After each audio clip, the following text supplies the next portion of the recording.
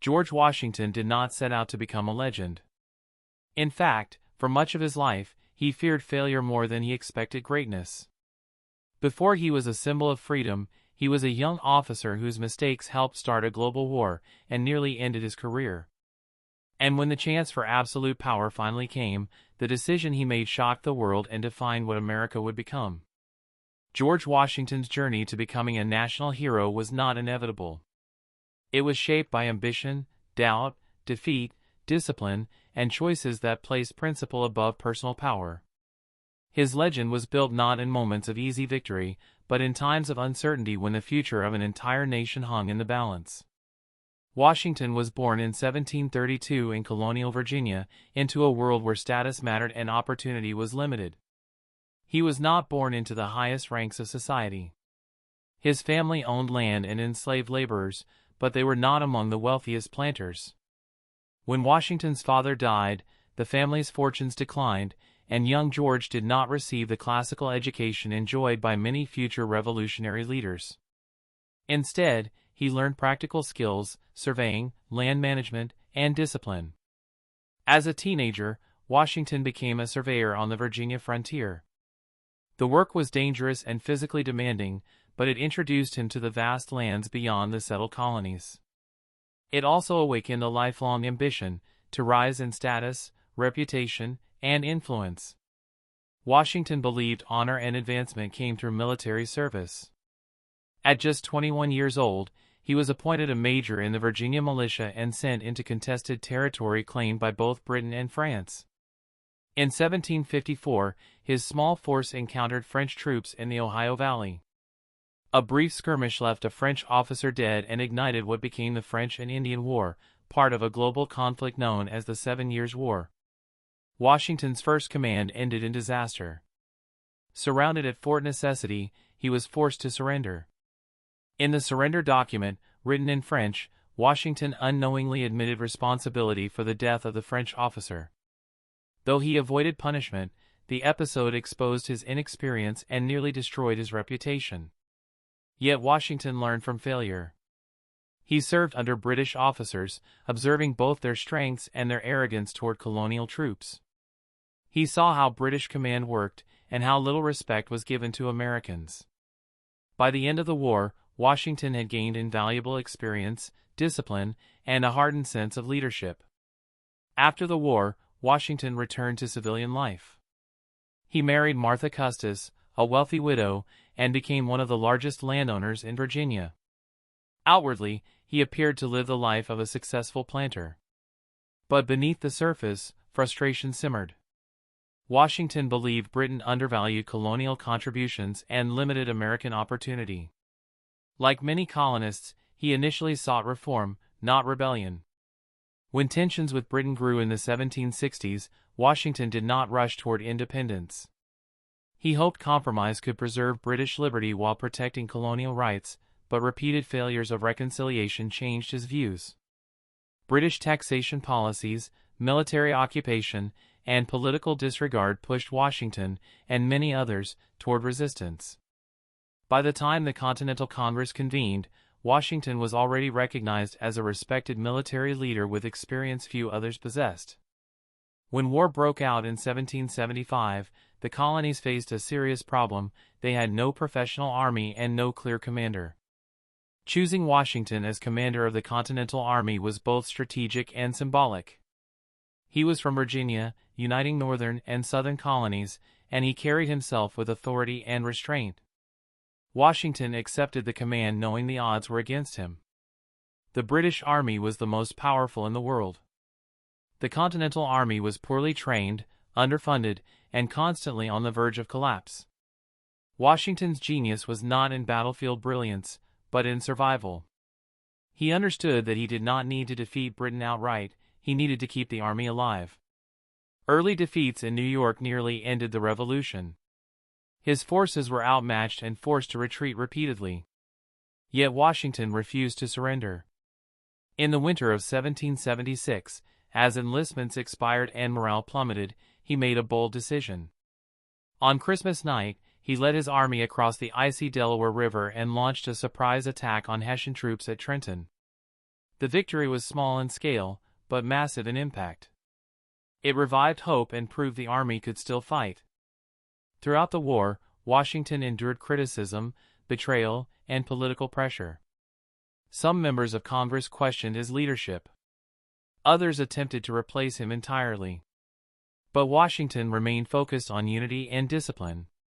He insisted on civilian control of the military and resisted any attempt to seize political power. The winter at Valley Forge tested both the army and Washington himself. Thousands suffered from hunger, disease, and exposure. Washington could have resigned. Instead, he stayed, lobbying Congress, reorganizing supply systems, and supporting reforms that transformed the army into a professional force. Foreign alliances, especially with France, changed the course of the war.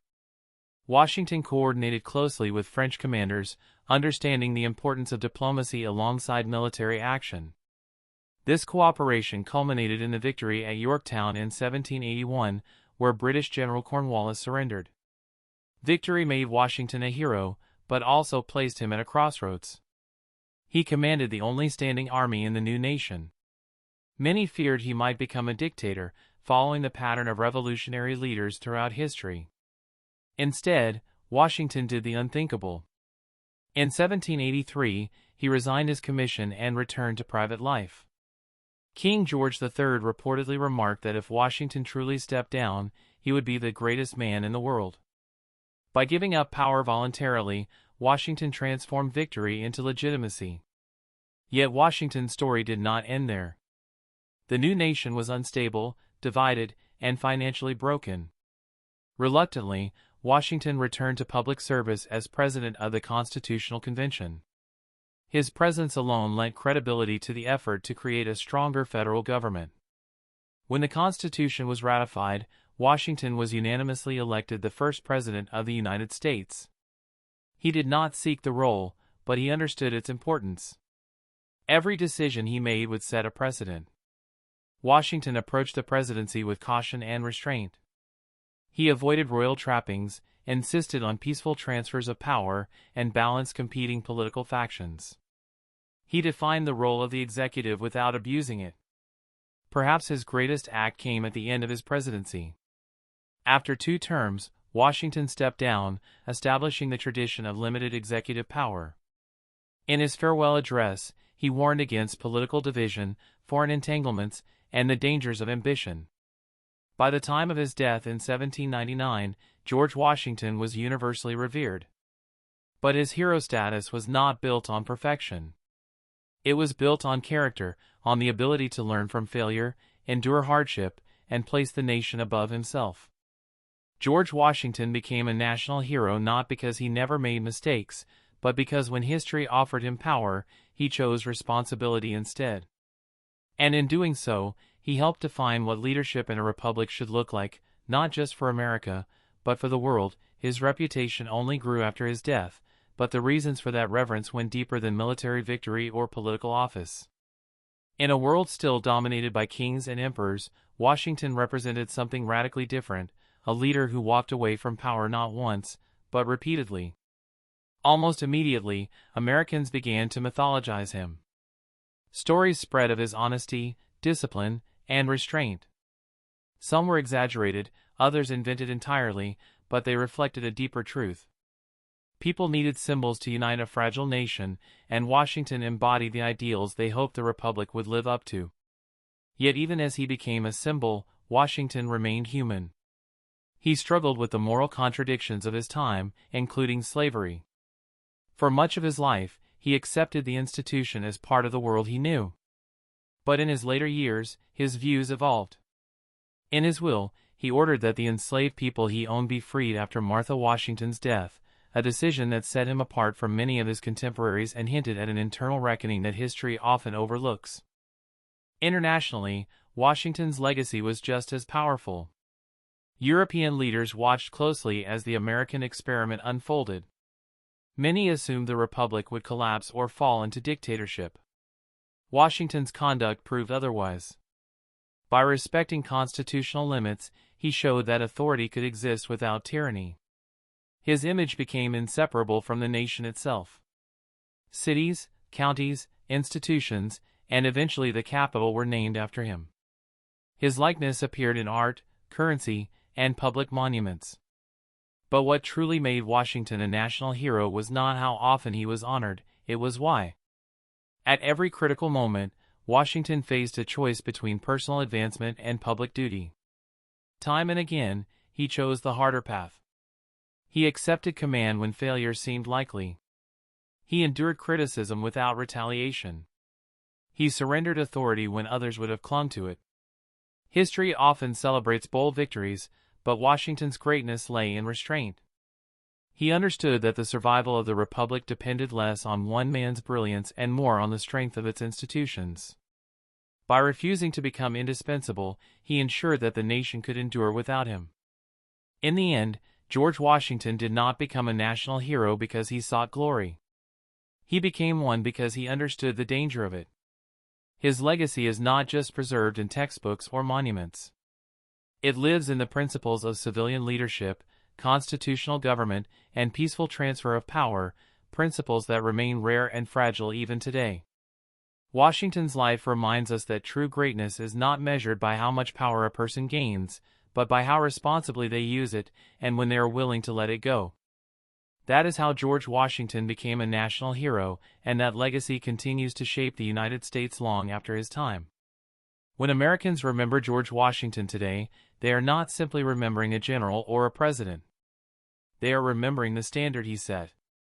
At the nation's most uncertain moments, Washington demonstrated that leadership in a republic requires restraint, humility, and respect for the rule of law. His choices created traditions that were not written into the Constitution but became just as powerful. The peaceful transfer of power. The separation between military authority and political control. The expectation that leaders serve temporarily, not permanently. These norms survived because Washington lived them first. As the country expanded and changed, Americans returned to Washington's example during moments of crisis. In times of division, his image was invoked as a reminder of unity. In times of fear, his life offered proof that strong leadership does not require absolute power. George Washington never claimed to be perfect, and history has not spared him from scrutiny. His life reflected the contradictions of his era, including the injustice of slavery and the limits of early American liberty. Yet it was his willingness to place the nation above himself that transformed him from a successful leader into a lasting symbol. In the end, Washington's greatness was not defined by what he conquered, but by what he refused to become. He did not crown himself king. He did not rule for life. He did not place his ambition above the Republic. Instead, he helped prove that a nation founded on ideals could survive the test of power. That is why George Washington is remembered not just as a founding father, but as a national hero, one whose most powerful legacy was the example he left behind. And that example still matters today.